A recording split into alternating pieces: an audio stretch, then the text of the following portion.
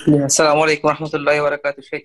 আহ, রহমতুল্লাহ বরকাতুহ। যে জি বলেন। আমার প্রশ্নটা ছিল আমার ওয়াইফের পক্ষ থেকে আর কি।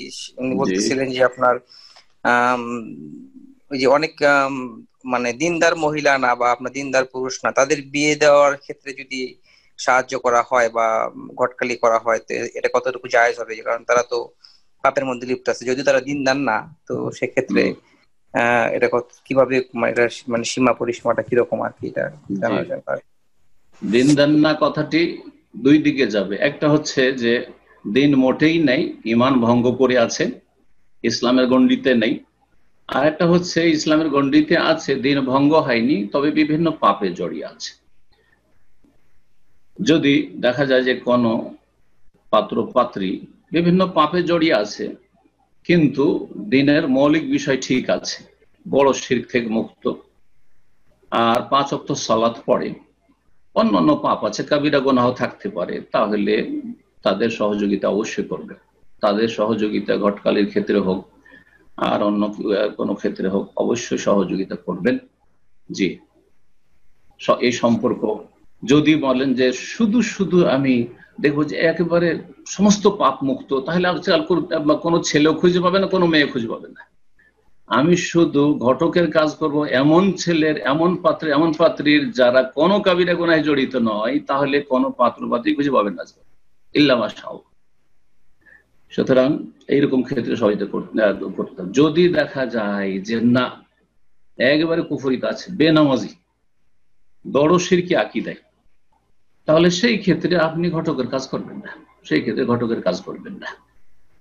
তাহলে এর জন্য ওই রকম অসৎ লোকেরা ঘটকের কাজ করে, আপনি যখন নেক মানুষ, তো নেক লোকদের উপকার করবেন, যাতে করে তারা আল্লাহ সন্তুষ্টির কাজ করে, ইবাদতবন্দেগি করে, আর তাতে একটা ভাগ নেকি আপনি সহযোগিতা করার জন্য পেতে থাকেন আপনি।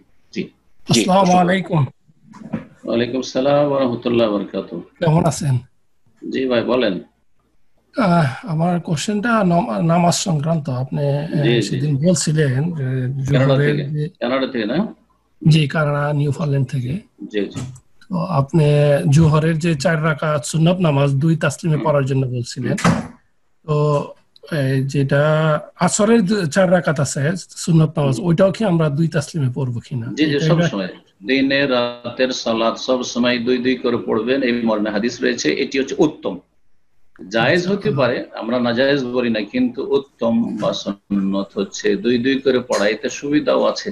দুই পরে সালাম ফেললেন, জামাত শুরু হতে গেল, অসুবিধা নেই, জামাতে দাঁড়িয়ে গেলেন। কিন্তু চারের নিয়ত করে একসাথে 4 পড়বেন, আর তারপরে 2 পড়া হয়েছে, তৃতীয়তে দাঁড়িয়েছেন মাত্র, জামাত শুরু হয়ে গেল, কি করবেন? সালাতটাকে নষ্ট করতে হবে। সুতরাং এতে ফায়দাও রয়েছে, এবং এটি হচ্ছে সুন্নাহর কাছাকাছি, আর এটি হচ্ছে উত্তম। জি, যে দুই দুই করে পড়বেন, সালাম ফিরবেন। আসসালামু আলাইকুম ওয়া রাহমাতুল্লাহি ওয়া বারাকাতুহু। ওয়ালাইকুম আসসালাম ওয়া রাহমাতুল্লাহি ওয়া আমি বারাকাতুহু। ব্রাজিল থেকে বলছি। বলেন।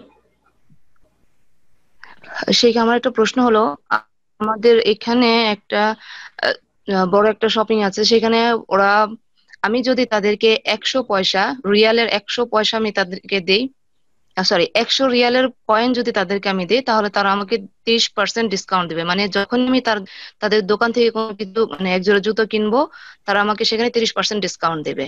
আর আমি তাদের দোকানের যেহেতু পুরনো কাস্টমার, আমাকে তারা কোনো শপিং এর ক্ষেত্রে আমাকে 20% ডিসকাউন্ট দেয়। এখন আমি যদি এই যে 20 + 30 50% ডিসকাউন্টের আশায় তাদেরকে যদি আমি কয়েন দেই, তো সেটা আমার জন্য জায়েজ হবে কিনা? আর তারা যে আমাকে যে এই কয়েনের কারণে আমাকে 30% ডিসকাউন্ট দিচ্ছে, এই ডিসকাউন্ট নেওয়াটা আমার জন্য জায়েজ কিনা? যদি কারো আপনি কাস্টমার হন আর আপনার জন্য স্পেশাল ডিসকাউন্ট করে, তো সব জায়েজ আছে। কারণ এখানে শরীয়তে যে ব্যবসাগুলিতে বাধা নিষেধ আছে, সেগুলির কোনোটার অন্তর্ভুক্ত নয়। আল মুসলিমুনা আলা শুরুতে, মুসলিমরা নিজের কন্ডিশনের উপর। আমি আমার মাল সামান বিক্রি করব, যাকে যে রেটে দিতে পারি আমি। আমার যারা নিয়মিত কাস্টমার, দৈনিক কাস্টমার, তার জন্য স্পেশাল, কারোর জন্য হোলসেল রেট, কারোর জন্য খুচরো রেট, যে কোনোদিন আসেনি প্রথম তার জন্য আলাদা রেট ইত্যাদি। অসুবিধা নেই, জায়েজ আছে, ইনশাআল্লাহ জায়েজ আছে। আর এই ক্ষেত্রে আপনি কয়েন্স দিচ্ছেন, আপনি কয়েন্স দিয়ে যদি টাকা নেন, কাগজের নোট, তখন সেখানে জায়েজ নাই। একমাত্র শাইখ নিজে বলেন এটাকে জায়েজ করেছে কম বেশি করে। বাকি জায়েজ নয়। আর এমনি আপনি কয়েন্স দিচ্ছেন তাদেরকে, আর তারপরে তাদের কাছ থেকে পণ্য কিনছেন, তো ইনশাআল্লাহ তাআলা কোনো অসুবিধা নেই, ইনশাআল্লাহ জায়েজ আছে ইনশাআল্লাহ। আল্লাহু আ'লাম।